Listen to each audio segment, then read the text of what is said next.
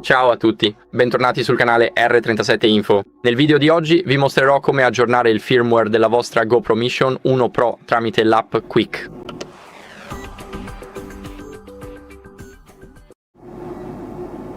Per prima cosa, quello che dovete fare è riavviare l'app. Se siete già dentro dovreste riavviarla.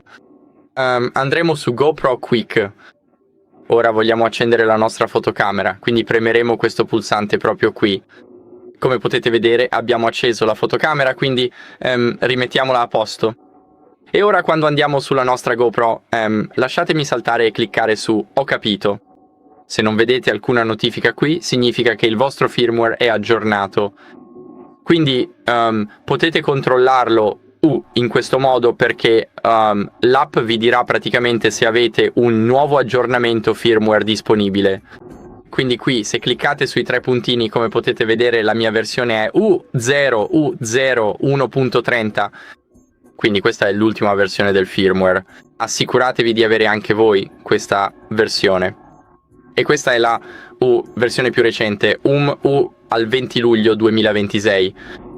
Quindi grazie per aver guardato. Se questo video vi è piaciuto, assicuratevi di lasciare un mi piace, iscrivervi e commentare. E ci vediamo al prossimo. Ciao!